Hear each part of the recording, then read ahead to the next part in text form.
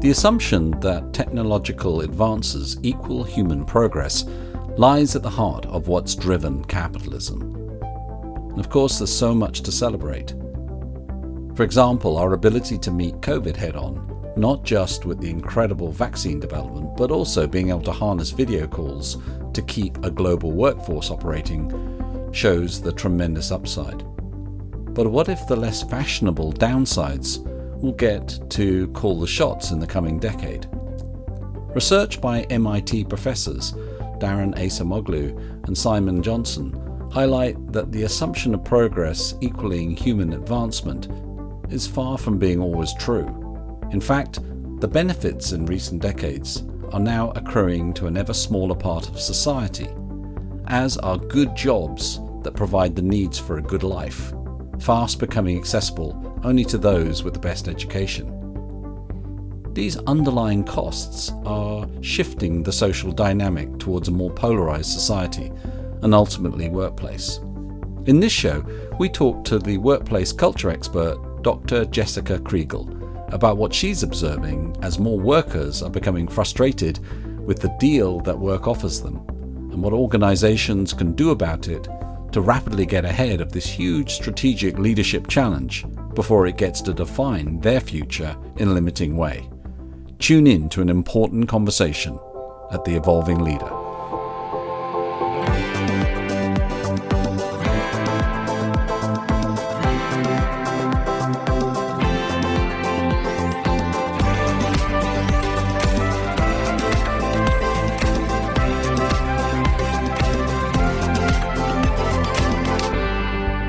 Hey folks, welcome to The Evolving Leader, the show born from the belief that we need deeper, more accountable, and more human leadership to confront our biggest challenges. I'm Scott Allender, co-host of the show, along with Jean Gomes, and in each episode of The Evolving Leader, we speak with guests at the top of their fields in order to better understand the problems we face and the opportunities that lie before us. We talk with neuroscientists and psychologists and coaches of elite sport, athletes, entrepreneurs, thought leaders, researchers, and many more, whose work pushes us to think about an approach to our leadership in a different and a more comprehensive way. So we've got another great guest on the show today, but before we get into it, John, my friend, how are you feeling today? I am feeling in need of a holiday, which is fortunate because I'm just about to take one. It's been brilliant this week. I felt like I've broken some new ground in a few areas, had some great conversations with our research and academic partners, so that's been brilliant, and I am really feeling like I need some deep rest and renewal. How are you feeling? Well, I too feel like I'm in the need of a holiday, but I have none booked, so if you want to take me on yours, I'm game. I'm feeling nice and settled now today. I had a week of kind of high pressure and competing demands, but all good stuff. But I was a little bit distracted coming into the morning, and now that we're rounding the corner into Friday afternoon, I feel really, really settled, and I'm really eager to talk to our guest today. I know we're both very familiar with her work, and today we're talking with Dr. Jessica Kriegel, Chief Scientist of Workplace Culture at Culture Partners. Jessica is a regular media contributor, her work being featured on CNBC, MSNBC, CNN, NBC, Fox Business, New York Times, Wall Street Journal, Forbes, and many more. And as a member of the executive team at Culture Partners, she leads groundbreaking research, strategy, and innovation alongside institutions like Stanford University. Culture Partners is reshaping the DNA of Fortune 500 companies to increase revenue, drive sales, and ensure retention. Her research is detailed in her debut book, Unfairly Labeled, a manifesto for equality and transformation in the modern workplace, and a disruption of the narrative that baby boomers and Gen Z are misaligned in the workplace. It is her mission to dispel the stereotypes. She is also host of the show Culture Leaders, Uncovering the Magic Behind the Masters of Movements, a show about how change catches fire for real transformation. Jessica, welcome to The Evolving Leader. Thank you for having me. And thank you to John for coming to be a guest on Culture Leaders, our podcast. You were one of my favorite guests ever. So this is just so wonderful to be able to now be a guest of yours. Well, I am very grateful for you returning the favor. I really enjoyed that conversation. But let's start with Jessica. How are you feeling today? I'm feeling pretty good. I am babysitting my neighbor's dog, and it feels nice to be a good neighbor and to do good things for each other. And I just, dogs bring me joy. So today it's been a day of playful puppiness. So what could possibly go wrong? Well, we'll see, but I'm sure it's wonderful. Right now they're locked out of my office, so it could be going horribly wrong right now. So could we start with a bit of a state of the nation, given the vast range of unsettling and uncertain things that are happening in the world right now? What's your assessment of the climate and factors shaping the mindset and culture of organizations you're working for? I know that's a very big question, but I'd love to kind of get a big kind of sense of what you're seeing out there. Viva la revolution. That's the state of the nation, as far as I can tell right now. We're in the midst of a shift, and you're seeing a lot of people having had it with the status quo of corporate America and being interested in something different happening. And so you're seeing increased anti-work sentiment, increased unionization, more noise on TikTok that is directing people's ire towards their managers. And I've noticed in the media, when I get called now to go on any of these national networks, often the story that they're reporting on is something went viral on TikTok. Let's discuss. So these TikTok posts may seem like a Gen Z trend, but actually people are listening and they're paying attention. And I think that's why you have all of these insane trends, quiet quitting and, quit talkers, and all those things are getting people's attention and they're being reported on. So that noise is making a difference. And I think it's good. I think if you want to hold people accountable, leaders in particular, as you said in your intro, they're starting to have to be held accountable. What's the difference between the noise and the signal? The noise and the signals? Tell me what you mean by signals. Well, I mean, the noise is kind of like all of that stuff on TikTok about, like people venting. But what's actually going on underneath that? What do you think are the real key things that people are experiencing that's meaning they want to vent like that? Well, I don't know that things have changed at an economic level or in the labor market yet, but what you're seeing is free market capitalism at work in the workplace. So there is no longer a market for jobs with crappy culture. And people are saying, I don't want to work in a culture where my manager treats me like crap. And they're posting about when that's happening. And so that is what free market capitalism is. And so then you see a lot of people railing against this sentiment, saying, oh, how dare these people say something about that they don't want to pay their dues, and isn't that frustrating, and we wish that they would just work. People don't want to work anymore. Those narratives aren't true. We have very low unemployment, right? People do want to work. They just don't want to work in a culture that makes them feel the way that they're currently feeling. And so they're speaking up against that. So I don't know what's noise and what's signals yet. I mean, I don't think anything has shifted at a level where it's necessarily different yet, but it's coming. It's very clearly coming. The noise is turning into signals, right? And I don't know how long that's going to take. I mean, all it would take was one big movement, right? So a national strike. If these unions all gather together and do a national strike at the same time, suddenly that becomes a crisis. And now we have potentially overnight change. So who knows if that will happen or when that will happen, but I'm paying attention. Can we zoom out and get a bit of a definition around culture? I mean, it feels like one of those things that, the understanding is sort of implied, but I in some conversations I'm having, I feel like people approach it very differently in terms of, what is it, why it matters, how do we actually change it? People misunderstanding it as something that, it's not something we can just go pull a lever and change our culture. And if we could, what would we want it to be and why? Can we just kind of get your definition of culture and why it matters? Yeah, this is at the center of my life, is these many definitions of culture that exist are the thing I'm trying to change, because we can't realize that there is a lever to shift culture, because there is, until we all know what we're talking about when we say the word culture. And I talk to CEOs every week and I'm asking them that question. They're all giving me different answers. The definition that I use and that I hope will get adopted and that everyone will eventually use is the way that people think and act to get results. That's it. It's the way that people think and act to get results. And there are levers, very simple levers that you can pull to shift the way that people think and act to get results.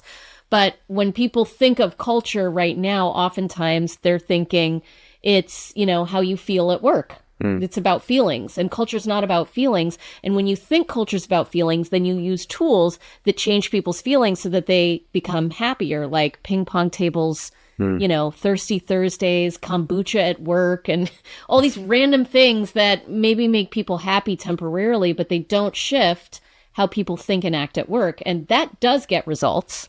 That is directly correlated to revenue growth. And yet people are looking over here because the definition of culture feels different. And they think, well, when they hear that we're a culture consulting firm, they think that we're really touchy-feely and that we come in and we get everyone to sing Kumbaya and do trust falls. And we do leadership retreats where everyone talks about their feelings, and we don't do any of that stuff. And then we have to be evangelists really about culture, which is about explaining what culture really is. And then people say, oh, well, yeah, we definitely need to change the way that people think and act to get results. We want that, even if they don't believe in the touchy-feely version of culture. So how might an organization start to better understand how their people are thinking and acting? And then you mentioned some levers to go after. What would that look like? What is the work you do with them? Yeah, so most culture consultants, they come in and they do a needs assessment, which I thought was the right approach for the first, 10 years of my career as well. And it's what I used to do. And needs assessments are basically drama being pulled out of your organization and presented to you in a proposal format. It's let's go interview a bunch of people. We'll do focus groups. We'll do interviews with surveys. And then we're going to find out everything that people complain about.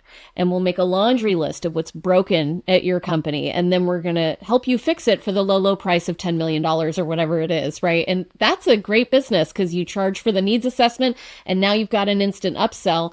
We don't do it that way. We focus first and foremost on results. So the first thing we try and figure out is what are the key results that are meaningful, measurable, and memorable, the actual numbers, if they're revenue, if they're EBITDA, if they're safety, if they're whatever, what are those key results that are most important to this organization to achieve in the next year, 3 years, whatever their timeline is. Once we identify that, we get alignment around those results. So clarity is number one. Then second is alignment. Does everyone know what those results are? And you would be surprised. Maybe you guys would not be surprised, but I was surprised at how many Fortune 500 executive teams are not aligned around key results. I mean, just the COO and the CFO and the CEO, if you ask them what's the most important number that you need to hit, they don't say the same number. And if they're not saying the same number, how on earth is the middle manager and the frontline worker going to know what we're working towards? It's just impossible. Right. And I mean, this is a true story. One client we were working with, we were in the boardroom and we asked them, what's the growth goal for this year? And the COO said 5%. And the CFO said, no, it's 7%. And the CMO said, no, it's 6%. So we looked over to the CEO and said, okay, well, what is the number? Obviously, you guys aren't aligned. And he was pretty funny. He goes, well, it's somewhere between 5 and 7%.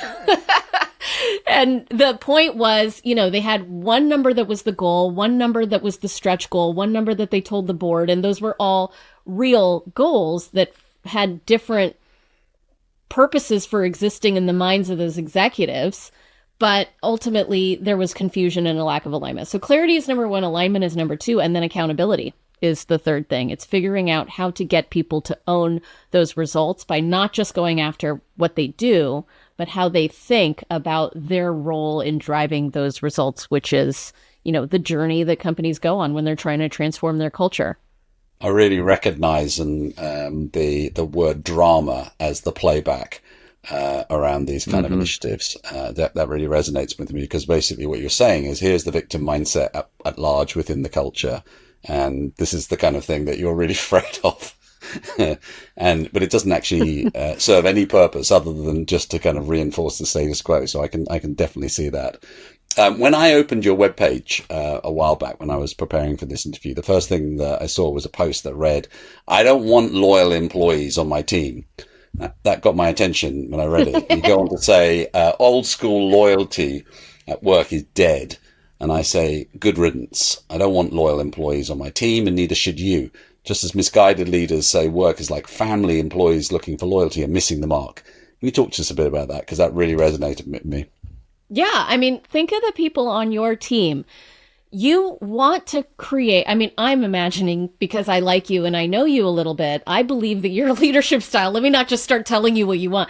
I believe that your leadership style is one in which you want to create employment for the people that work for you that makes them feel excited about what you're working on, that they feel like they're fairly paid, they're being treated well, that they're excited. I mean, we all want people to love their jobs and feel really good about it. And CEOs, if they could crack the code on how to get everyone at their company to feel that way about their job, they would drive results. No one disputes that. That's the mindset you want for your employees. They're into the work. They want to take accountability for it. They're excited about this role that they have and the amount that they're getting paid for it.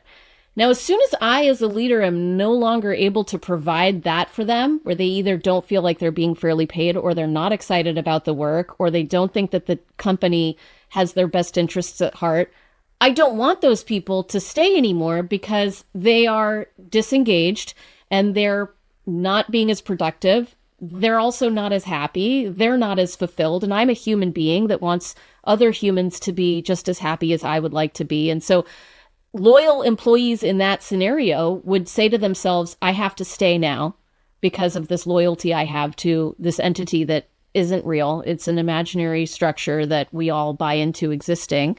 And so now they're loyal to this imaginary structure and they're miserable because of it. Why would I want that? I also don't think that that will help me drive results. So I want them to be able to say, I don't feel like I'm fairly paid, or I don't feel like this group of people cares about me, or I don't feel like the work we're doing is important. And I have had employees say that to me because I've created space for them to do that. And when they do, I say, let me help you find a job somewhere else.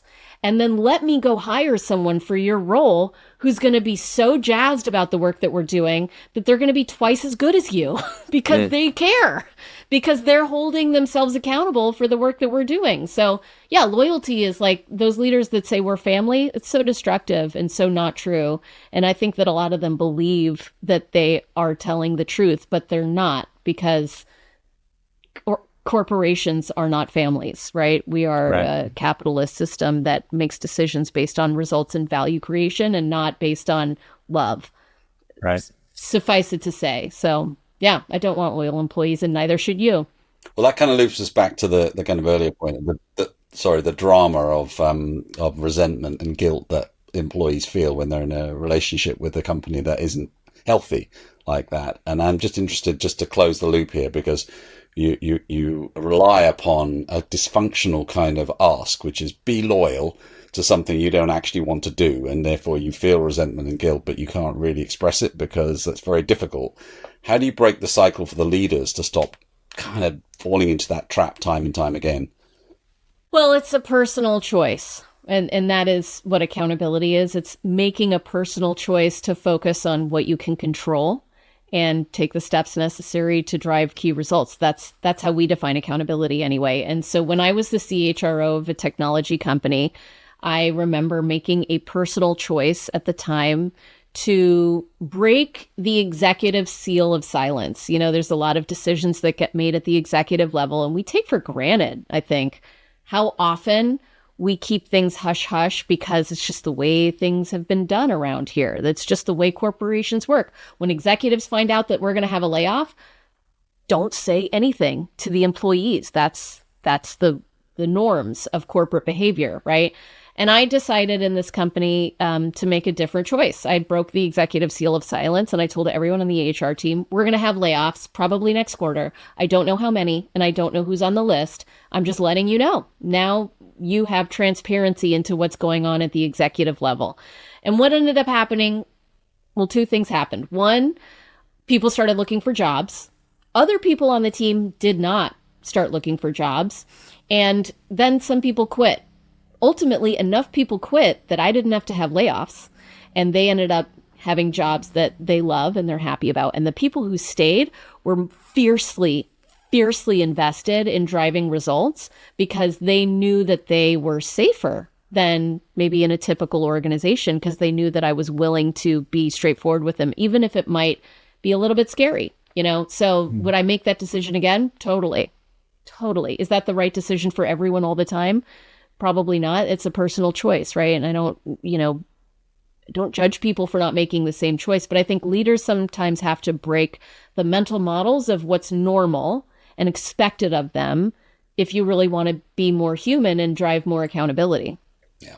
Where else do you see the need for leaders to be more transparent beyond sort of like big events like reduction in force? Like in your work, where do you see that people just need to have more clarity, more transparency? Everywhere, all the time. I mean, I think this is the big confusion for the world is like, how can we have more communication, transparency in large organizations at scale? I just did research on the frontline workforce with John Fraze, who is the Senior Managing Director of Labor Strategies at Ankara. And we looked at 50,000 frontline workers. So we're talking manufacturing workers that are on the front line. And we were looking at their engagement and various elements of their work over time. And when we asked them, does your manager communicate effectively with you?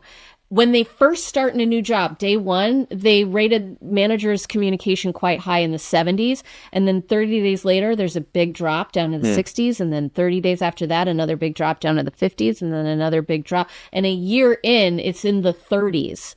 They feel like management effectively communicates. So what that tells me is that they come in with high hopes. Their expectation is that there is good communication because they've just been sold a bill of goods in the interview process that was very communication heavy and transparent. And they were able to ask difficult questions like, what's the culture here? What's hard about working here? And they get the truth. And so they're like, yeah, they definitely communicate effectively. But then they have experiences bit by bit, day by day that wear down their belief that managers are effectively communicating. Now, here's the interesting part of that study. We asked the same people the question, does your management team care about you?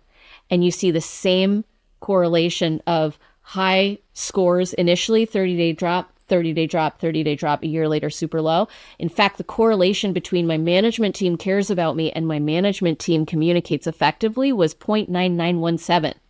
So that means care and communication go hand in hand. When you communicate, people feel cared for. When you don't, they don't. So that is leadership. Ultimately, leadership equals communication. And I don't know anyone who's ever worked at a company that said, you know what, my managers communicate too much. I'm overwhelmed with the amount of communication I've received. I've never in a needs assessment I've ever heard of in my life seen that be a problem. It's just too much transparency. So let's just err on the side of more communication always. And I think we'd improve. Is that one of the biggest drivers? Oh, because another thing that stood out for me, you talk a lot about how we get the people we lead to give a shit. And you've touched on some of that in terms of, connecting to purpose and transparency. What other factors are going into helping people to give a shit? That's a great question. And that, I think, is at the core of the big mystery for leaders. How do I get people to give a shit on my team? Everyone wants people to care. I mean, we're going back to the loyalty conversation, but to actually get them to care feels like this impossible task. And that's because everyone's focused on driving results, which I am 100% in agreement with. As we discussed when we first work with a client, we're focused on results too. What do you need to achieve? And results come from actions of your employees, and that's where most leaders stop. They know that results come from action, so they focus on action. So if you're leading a sales team, you're saying, how many sales calls did you make? How did the sales calls go? Did you track those sales calls in Salesforce? And what about sales calls can you improve? And, that's action, activity. It's actually a trap, because what ends up happening is you're nagging your employees about the action that they're taking, and then you're having to micromanage them to make sure they did that action, and it doesn't motivate anyone. In fact, it probably demotivates people. So you have to go deeper. You said that in your intro. I really like that. How do you go deeper? And you figure out what drives our actions. And what drives our actions is the beliefs that we hold. Do I feel like the work we're doing here is important? That's purpose. Do I feel like they think I'm an integral part of that? That's communication. Do they feel like, do they like me? Do they trust me? Do I think that I'm fulfilling my own personal goals, whatever they are? Am I able to do that here? Those are all beliefs that drive our action at work. So if you want to change people's beliefs about I give a shit or I don't give a shit. You have to create experiences for them because all of our beliefs come from experiences. And so what experiences are you creating for your employees that are driving either the right beliefs or the wrong beliefs? So to go a little bit deeper into our process, first we figure out results, then we get alignment on that. And then we figure out what beliefs currently are getting in the way of us achieving those results. And we identify that there may be beliefs that are holding us back. And then we ask the even more powerful question, what do we want those beliefs to be? Then we can identify specific beliefs that we want to intentionally nurture. And then we create experiences that will nurture those beliefs. And we do it at scale. That's culture creation in action, right? I mean, that's actually the lever to change culture is by changing beliefs. And that will get you the right action and that will get you results. And the clients that we work with over time get it that culture equals results. And then they become culture believers as opposed to the people out there who think it's about kumbaya circles and even leadership retreats, right? Like the most common tool to transform culture for an educated leader is a leadership retreat. You get everyone together, you go to Napa, you pay for a hot air balloon ride for those who are interested. You have a boondoggle with a bunch of booze. You talk about strategy. You do your Myers-Briggs or whatever. And somehow that's supposed to make people feel closer and then something profit. But what happens is you get a 3-day high from that leadership retreat and then you go back to work and everything is pretty much the same as it always was. People forget what their MBTI was. They forget what their strengths finder was. At least I forget what other people's are. I know what mine are, but I don't remember what yours is. And so how does that actually change how we think and act at work? It doesn't. Right. So you talked about like at scale, and I know creating movements is really important in your work and research. Can we talk about some of the things that you do in that area and that you're most proud of in terms of operationalizing this belief shift at scale? Yeah. So the work that I'm most proud of is the work where the purpose of the organization is something that I personally believe is important. Right. So when I'm working with a client that has a mission statement that feels like it makes the world a better place, then I get excited about that. One of the organizations that we're currently working with is one of the state's Department of Corrections. And so these leaders came in and said, we're getting the following results. And those results look like deaths of inmates and of the correctional officers, safety issues. Those are the kind of results that they're trying to shift. They're trying to literally save lives. And so they did our process. First, let's get clarity on the results that we're trying to achieve. What number do you want that death level to be? How many deaths are you comfortable with having in this organization by the end of the year? And it's whatever the number is, it's lower than what it is now, right? And then we say, great, so what would need to shift in order for those results? What beliefs are currently getting in the way of us achieving those results? And what do we need them to be? They became very intentional about cultural beliefs that they wanted to achieve. I mean, they literally came up with cultural belief statements. And then we did training with all of the correctional officers and all of the managers around what experiences can we create to nurture those beliefs as opposed to the old beliefs that were getting us the old results. And that happens at scale, and you're starting to see a shift in that organization. And it feels like I'm actually helping the world be a better place. That's really important. I have other clients that I work with that are building weapons, less exciting for me, and yet they're still able to create results. So you asked me what makes me feel like I'm making a difference. It's when my purpose aligns, which frankly is actually a great interview tool. Not that you asked me this question, but whenever I'm interviewing someone for my team, the first question I ask is, what is your personal purpose? And then I tell them what our organizational purpose is, which is to unleash the power of culture, to inspire people and organizations to reach their full potential. And then I ask them, do you see a way in which you can fulfill your personal purpose by helping us achieve that organizational purpose? And if so, how?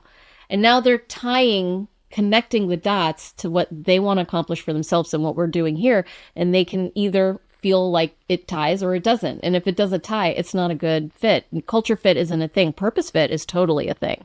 Yeah. I can't think of how few companies just do that simple conversation to start things off. I mean, that's a brilliant start to a relationship. Yeah. Yeah. I'm curious because I love your no fluff approach to culture and cutting through all the sort of BS around the sort of kumbaya moments and things. And it's really about how people think and act. And underneath that is the sort of alignment to belief and purpose.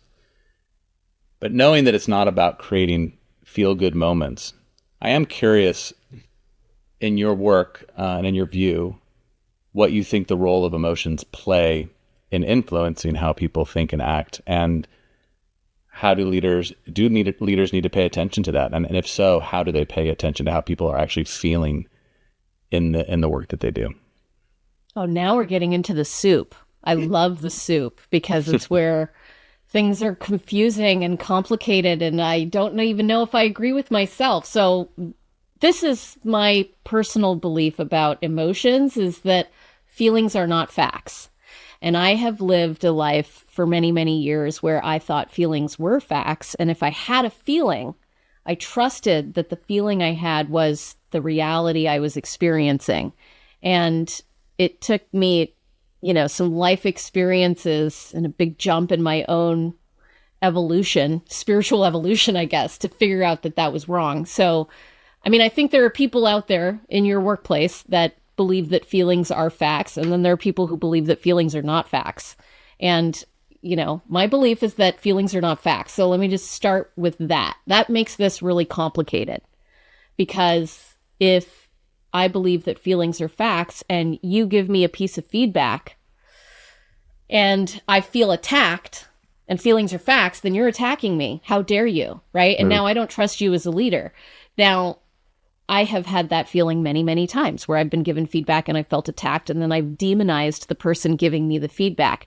Now, looking back, I actually know that I have a hard time receiving feedback because of criticism I got when I was a little kid all the time. And so when I hear feedback, I'm hearing, what's wrong with you? Something's wrong with you. And so then it kind of stings in a way that may not be reality in that moment. I might have a manager who cares a lot about me that's giving me feedback in the hopes that I will get better, but that's not the way I'm feeling. I'm feeling like this jerk is attacking me, right? So that makes it really interesting to engage in the workplace, because we have this bizarre relationship with work where it's business, not personal, and yet it's now becoming personal, and people are trying to make people be more personal at work. 5 years ago, no one was allowed to talk about mental health with their employees, and now we're encouraging people to talk about mental health with their employees, and no one is equipped to do that. And so we're having very confusing conversations, and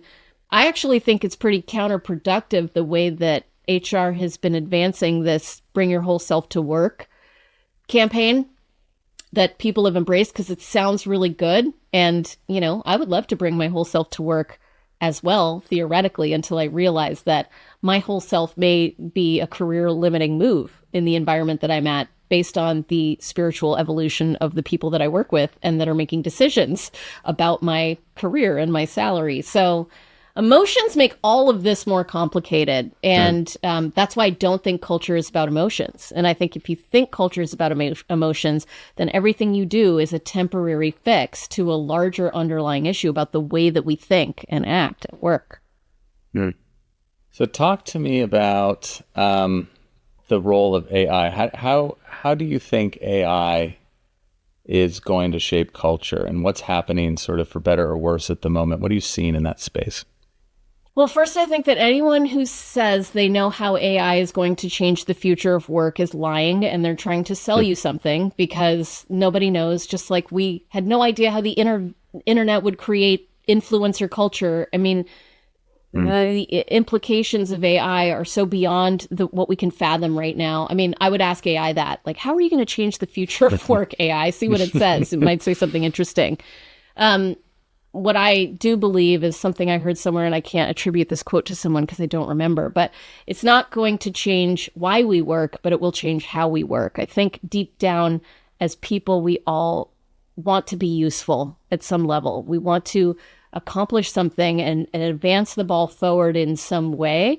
And so I think that underlying desire to be useful and to work is still going to be there. The way that we work is going to drastically change. I can tell you, I'm interested in the Accenture research on this right now, where they're talking about, at least for the short term, what will happen is job roles will disintegrate and we will narrow down what we're doing at work into job tasks. And then those job tasks may get reorganized and create brand new roles that didn't exist. So an example, the way that I kind of imagine this is you have some kind of individual contributor, low-level employee in marketing, and another one in finance, and another one in sales ops. And maybe all those people become one person who's doing whatever those low-level tasks are across the board.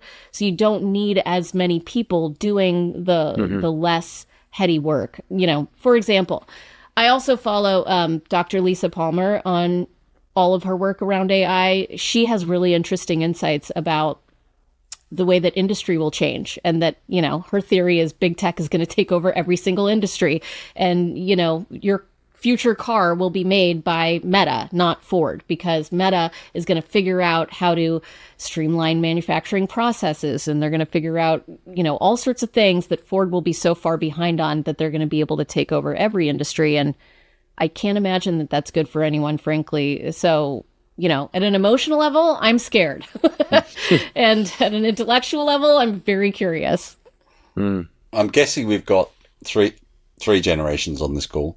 What do you think in terms of, you know, how you're seeing getting boomers to Gen Z and then beyond? How are you thinking about that and helping organizations to figure out this intergenerational challenge? Well, I think the entire idea of generational differences is a fabrication of the media that is not based on any real research, but is rather clickbait and stereotyping, unconscious bias.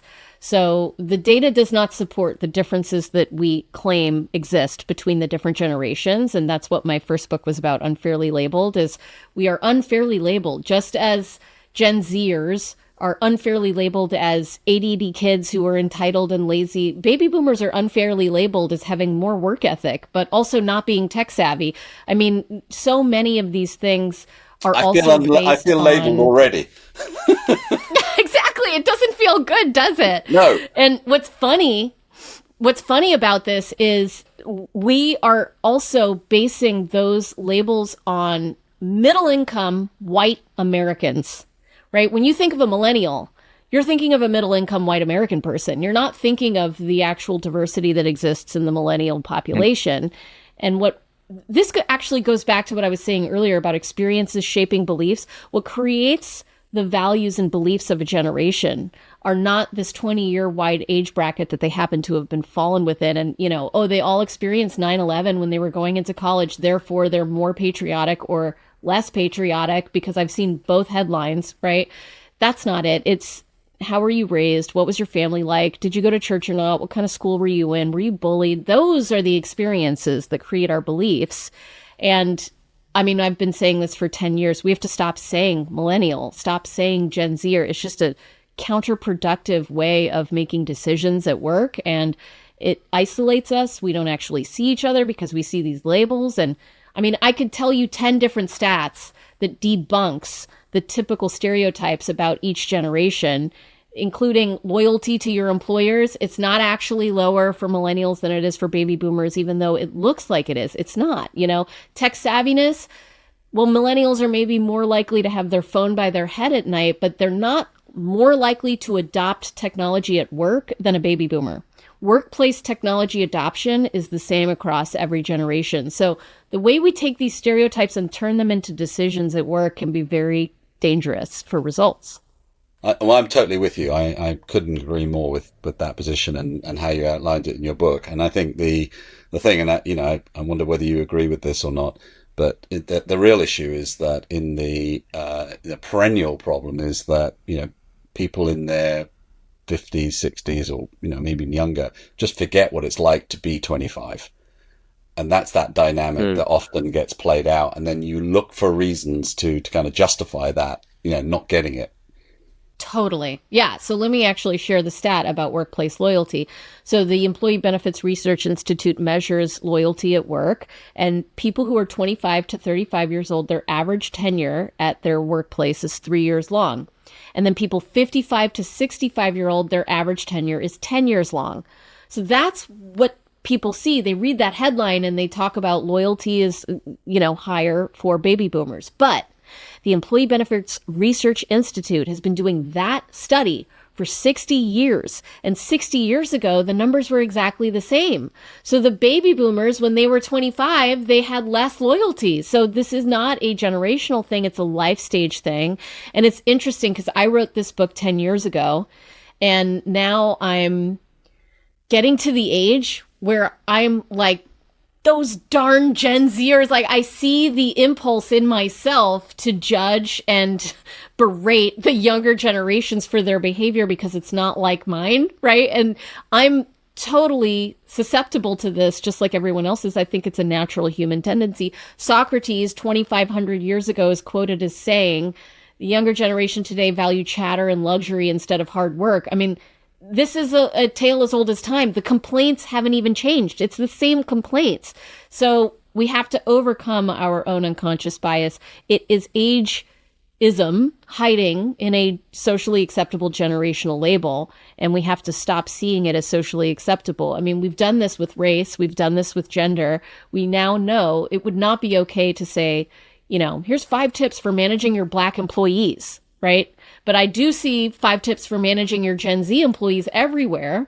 And it's like, why can we say one but not the other? Because we've had enough conversations about race to know it's not acceptable. Still happens all the time, right? The stereotypes exist in many people's minds and hearts, and that creates all sorts of problems, especially in the workplace. But we haven't even gotten to the level of awareness when it comes to generations that this might be a problematic label to use. So I'm wondering, as you think about going into the future, what do you think are the most important mindsets that leaders need to build in the future? What do you think they might need to really lean into that they're avoiding right now? Number one is accountability, because we have made that a bad word. Accountability is viewed as, who's at fault for this? Whose head is on a stick for this mistake? And so leaders are reluctant to hold their employees accountable because it's become weaponized. And they're afraid that if they hold their employees accountable, the employees will react negatively. They'll retaliate. They'll leave. They won't want to be held accountable. So you're seeing a lack of courageous leadership because accountability isn't just hard for those who are being held accountable. It's hard for those having to hold others accountable. And now we get this lack of accountability loop. So accountability is number one. And that has to do with reframing the way you think about accountability to be the definition I shared earlier, which is a personal choice to focus on what you can control and take the steps necessary to drive key results. So here's a tool. If you're a leader, this is your one takeaway for this podcast that you can start implementing tomorrow. It's a 4-question framework. For anyone who comes into your office or calls you on a phone or Zooms and has a problem or is complaining about something, and they're feeling like, this is, I can't get this done, or this is frustrating, or there's some kind of problem. You can see it, own it, solve it, do it, is this 4-step process to get people to not be empowered, but for them to take their own accountability, and you're just guiding them towards the personal choice to take accountability. So see it, you let them vent. What's going on? That's the first question, what's going on? And then they talk about what's going on. And then own it. So then you say, what about that can you control?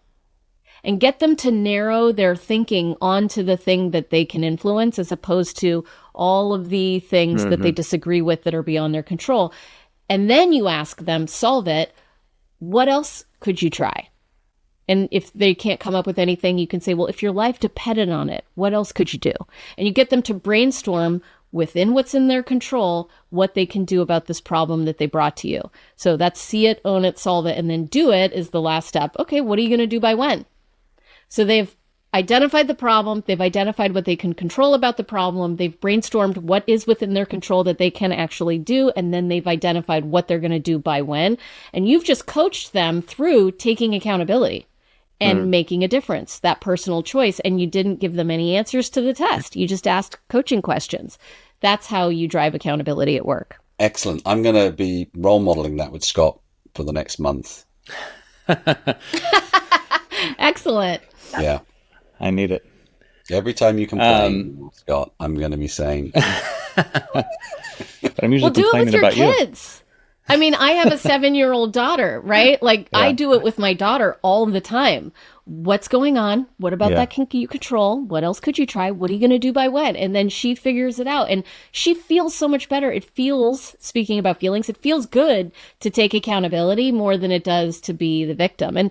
And just to be clear, everyone plays the victim sometimes. That's also a natural human tendency. And it's not problematic in and of itself. It is a problem to get stuck there. And those 4 questions, that tool of see it, own it, solve it, do it, it helps people get unstuck. Yeah. And I think, you it's implicit in what you're saying is that this is self-questioning as much as is helping others to do it. Totally. It's harder to remember that you're being a victim when you're the one being the victim, though. At least it is for me. Yeah, for sure. Yeah. I mean, I talk to people all the time that they're leaders that they externalize the problems they're experiencing on the team, right? They don't tend to look and say, how am I contributing to the negative culture elements that I don't want to create? So that level of sort of self-honesty and self-inquisition is really brilliant.